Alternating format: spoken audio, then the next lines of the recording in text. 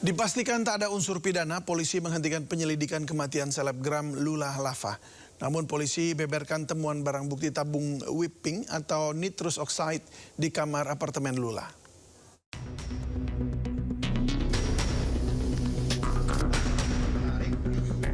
Polisi menyatakan menghentikan proses penyidikan kematian selebgram Lula Lava. Polisi menegaskan tidak ada unsur pidana dalam kematian Lula. Sementara penyebab kematian Lula adalah karena henti nafas. Namun, tidak dijelaskan lebih lanjut terkait henti nafas Lula. Terlebih, keluarga Lula menolak melakukan otopsi.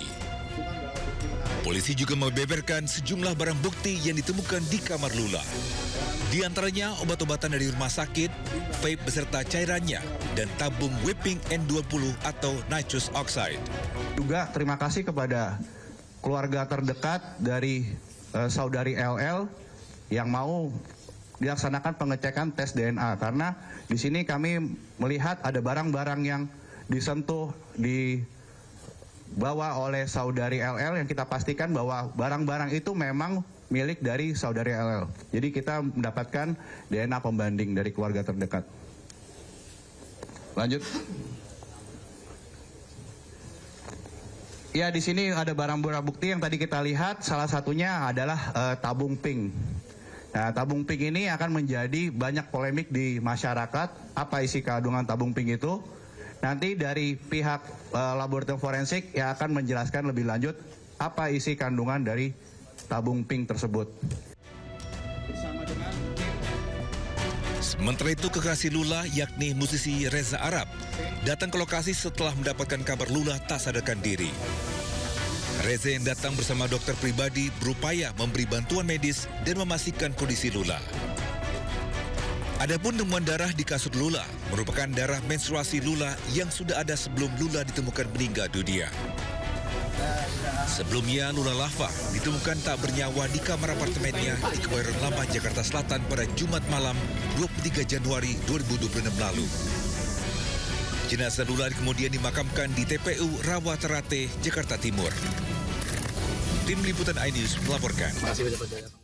Kasubdit Narkoba menyebut penggunaan nitrogen oksida atau N2O untuk hiburan termasuk penyalahgunaan obat. Barreskrim Polri melalui Direktorat Tindak Pidana Narkoba terus berkoordinasi dengan Kementerian Kesehatan dan BPOM guna menyusun penindakan hukum terhadap produksi, peredaran, penyalahgunaan nitrogen oksida. Pemahaman penggunaan gas N2O dalam tabung whipping sering disalahpahami. Seperti aman karena digunakan di dunia medis, tidak menyebabkan ketergantungan, atau efeknya singkat sehingga tidak berbahaya. Pemahaman tersebut keliru dan berisiko tinggi dikarenakan penggunaan gas NO2 dapat menimbulkan risiko terhadap tubuh seperti hipoksia, kemudian neuropati, kemudian frostbite, kemudian defisiensi vitamin B12 dan lain-lain. Barreskrim Polri melalui Direktorat Tindak Pidana Narkoba terus melakukan komunikasi secara intensif dengan instansi terkait, yaitu Kemenkes, kemudian Badan POM, untuk menyusun formulasi penindakan hukum yang tepat terhadap produksi, peredaran, dan penyalahgunaan nitrogen oksida atau N2O. Sehingga penerapan Undang-Undang Kesehatan nomor 17 tahun 2023 dapat kita lakukan secara tepat. Badan Pengawas Obat dan Makanan atau BPOM menyoroti peredaran gas tertawa atau whipping yang ramai diperbincangkan warganet karena diduga menjadi penyebab tewasnya selebgram Lula Lava. Selain melakukan evaluasi lebih lanjut, BPOM juga akan melakukan pengawasan bersama dengan BNN, kepolisian hingga Kementerian Kesehatan. Kita sudah evaluasi itu whipping. Whipping ini termasuk kita akan arahkan ada dua. Karena dia memberikan efek euforia, efek ketergantungan, minimal ketergantungan psikologis ya. Whipping itu kan kandungannya adalah nitrous oxide, N2O. N2O ini memberikan efek bisa rileks dan seterusnya. Tapi dampaknya dalam fase kualitas dan kapasitas tertentu dalam sistem darah kita, dia menimbulkan ketergantungan. Dan dampaknya walaupun masih dievaluasi sekarang, tapi saya kira salah satu influencer yang meninggal itu salah satunya faktor itu. Karena pada saat nitrit oksigennya menurun, oksigennya terkoneksinya berkurang, terjadi iskemia. Iskemia itu orang akan merasa kesakitan. Dan akibat dari rasa sakit dan nyeri itu, ujung-ujungnya kan bisa meninggal. Jadi Badan POM punya atensi besar terhadap nitrik oxide, termasuk whipping. Kepala Pusat Laboratorium Narkotika BNN Brigjen Polisi Supianto menyebut tabung gas tertawa atau whipping belakangan banyak disalahgunakan. Whipping bisa menimbulkan efek kesenangan sesaat namun berbahaya bagi sistem saraf otak dan jantung. Sebenarnya adalah digunakan di salah satunya di bidang medis, yaitu untuk anestesi ringan. Kemudian di industri kuliner digunakan sebagai propellant agent di dalam pembuatan whipped cream. Kemudian ada juga digunakan di bidang otomotif, yaitu untuk meningkatkan performa mesin. Namun demikian, akhir-akhir ini banyak disalahgunakan penggunaannya. Yang seharusnya digunakan adalah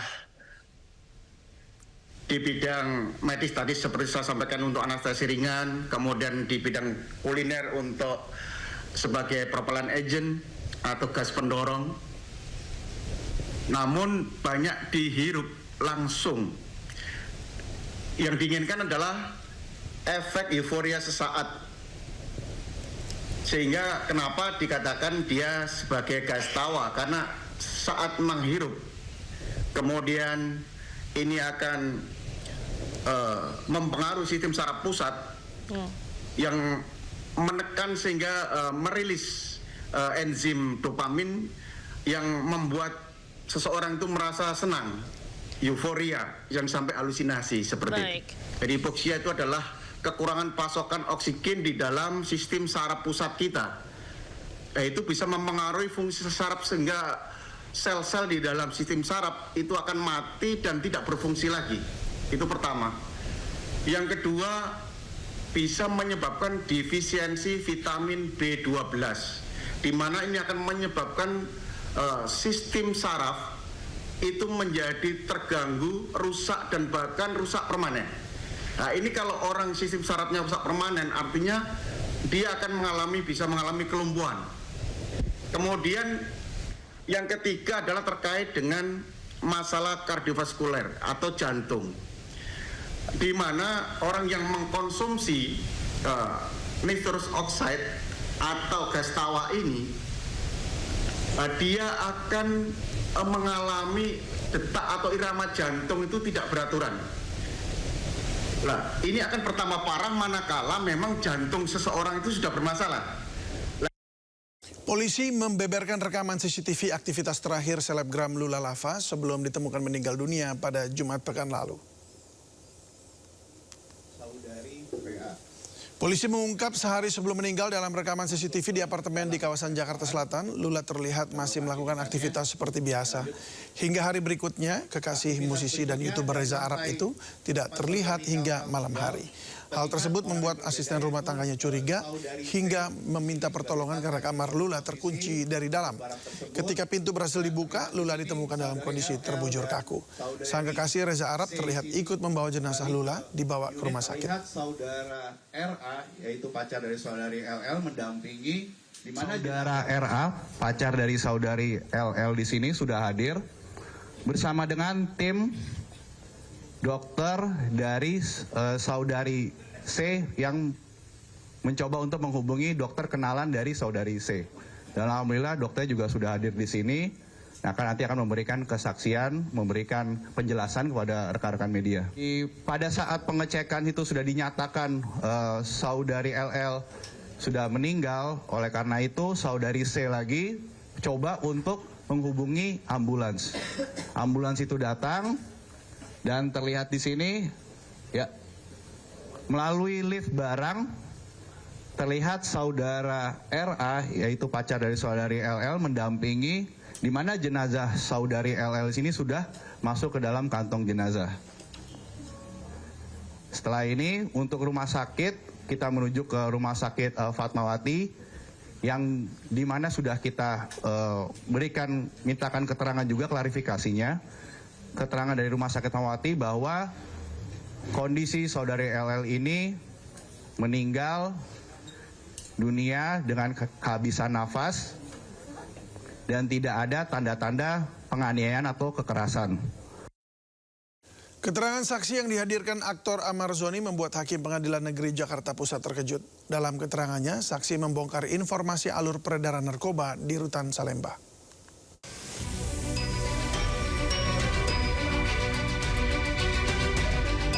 Kamis lalu, aktor Amar Zoni kembali menjalani sidang di Pengadilan Negeri Jakarta Pusat. Agenda kali ini mendengarkan keterangan saksi dari pihak Amar. Namun keterangan yang disampaikan saksi yang bernama Andri Setiawan Indra Kusuma itu membuat para hakim terkejut. Secara blak-blakan ia memberikan kesaksian terkait peredaran narkoba di Rutan Salemba. Dalam keterangannya, ia sudah bebas sejak tahun 2025 di bulan Mei dan menyatakan mengenal Amar Zoni. Tidak hanya itu, Andri juga mengakui sempat terlibat dalam jual beli barang haram tersebut. Mendengar keterangan tersebut, Hakim Ketua memperingatkan agar saksi berhati-hati dalam memberikan pernyataan. Bila dinilai keterangan palsu, maka saksi bisa kembali diseret ke dalam penjara. Informasi berikutnya pemirsa, buntut penetapan tersangka terhadap Hogi Minaya, suami korban jambret Kapolda Daerah Istimewa Yogyakarta secara resmi menonaktifkan Kapolresta Sleman Kombes Polisi Edi Setianto Erning Wibowo. Penonaktifan ini berdasarkan rekomendasi hasil audit dengan tujuan tertentu yang dilakukan Inspektorat Pengawasan Daerah Polda DIY. Dalam audit ditemukan pelanggaran terkait pengawasan yang tidak dilakukan Kapolresta Sleman hingga terjadi kegaduhan di masyarakat yang berdampak pada menurunnya citra Polri. Selain Kapolresta Sleman, Kasat Lantas Polresta Sleman AKP Mulyanto juga dicopot dari jabatannya pada hari Jumat. Saya selaku Kapolda Daerah Istimewa Yogyakarta telah menonaktifkan Kapolresta Sleman Kombes Pol Edi Setianto terkait dengan temuan hasil audit dengan tujuan tertentu yang dilakukan Inspektorat Daerah dipimpin langsung oleh Pak Irwasda. Ditemukan adanya dugaan pelanggaran terkait dengan pengawasan yang tidak dilakukan oleh Kapolres. Jadi, karena tidak dilakukan pengawasan, dalam proses penegakan hukum terjadi kegaduhan, ketidakpastian hukum yang terjadi saat ini di tengah masyarakat dan menjadi pemberitaan, sehingga menurunkan citra Polri. Untuk itu, hari ini sudah saya nonaktifkan pada pukul 10. Serah terima tanggung jawab kepada saya. Dan saya telah menunjuk pengganti pelaksana harian Kapolresta Sleman, Kombes Pol Rudi, yang sekarang sebagai Dir Narkoba. Terkait dengan Kasat Lantas, hari ini juga akan dilakukan penggantian, sedang dilakukan, terkait juga temuan dari hasil rekomendasi audit dengan tujuan tertentu. Diduga ada perlakuan pengawasan yang tidak dilakukan oleh Kasat Lantas, sehingga dalam proses penyidikan Kakor Lantas menimbulkan ketidakpastian hukum dan kegaduhan dengan masyarakat. Sementara itu, Kejaksaan Negeri Sleman Yogyakarta resmi mengumumkan penghentian perkara Hogi Minaya yang sebelumnya jadi tersangka usai membela istrinya dari aksi penjambretan. Surat ketetapan penghentian penuntutan bagi Hogi Minaya tersebut diterbitkan demi kepentingan hukum dan telah diserahkan ke kuasa hukum yang bersangkutan. Pengumuman penghentian perkara Hogi Minaya ini disampaikan Kepala Kejaksaan Negeri Sleman Bambang Yunianto pada Jumat petang. Surat ketetapan penghentian penuntutan bagi Hogi Minaya tersebut diterbitkan tanggal 29 Januari 2026 demi kepentingan hukum dan telah diserahkan ke kuasa hukum yang bersangkutan.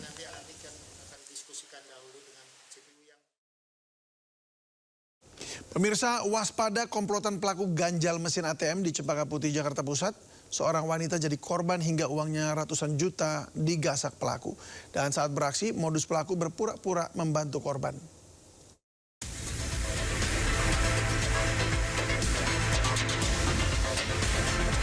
Inilah salah satu rekaman CCTV saat pelaku IM melakukan aksi card trapping dengan cara mengganjal akses masuk kartu ATM di sebuah gerai ATM di wilayah Cempaka Putih, Jakarta Pusat. Korban yang kesulitan memasukkan kartu ATM didatangi oleh pelaku yang berpura-pura membantu. Selama membantu korban, pelaku berhasil mengetahui sandi PIN dan menukar kartu ATM yang identik dengan milik korban. Usai berhasil membawa dan mengetahui PIN ATM korbannya, pelaku langsung menguras habis isi rekening korban dengan cara membelanjakan peralatan elektronik dan mentransfer ke sejumlah rekening. Mengetahui uang di rekeningnya berkurang, korban pun melaporkan ke pihak kepolisian. Polisi dari Subdit Resmob Polda Metro Jaya berhasil meringkus 2 pelaku.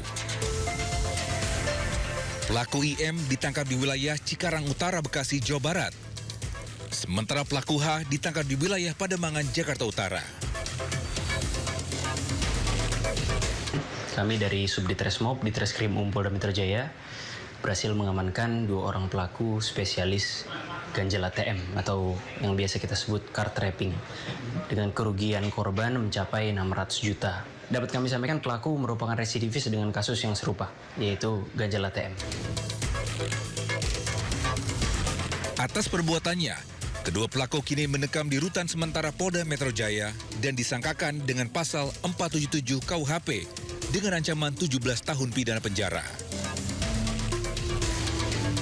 Dari Jakarta Selatan, Din Helmi Sejangbati, iNews melaporkan. 91 WNI korban penipuan di Myanmar dipulangkan ke tanah air. Mereka diiming-imingi gaji besar untuk bekerja pada sektor online scam.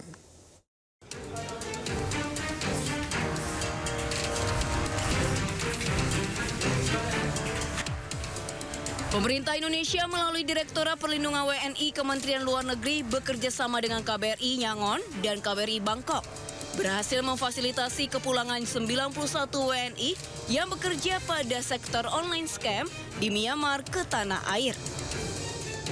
Setibanya di Bandara Internasional Soekarno-Hatta, Tangerang, Banten, para WNI tersebut kemudian didata untuk proses penanganan dan pendampingan sesuai prosedur yang berlaku sebelum kembali ke rumah masing-masing secara mandiri. Awalnya pekerjaan rumah makan. Nah, ternyata sampai sana saya disuruh kerja scam, Pak, penipuan. Sudah jalan berapa lama? Saya baru 4 hari, Pak, karena sampai sana pekerjaannya tidak sesuai, saya ikut pulang karena ada penggerebek. Sementara sebelum dipulangkan ke wilayahnya masing-masing, para WNI tersebut dilakukan pendataan dan pemeriksaan secara menyeluruh. Dari Tangerang, Banten, Hasnugara, iNews melaporkan.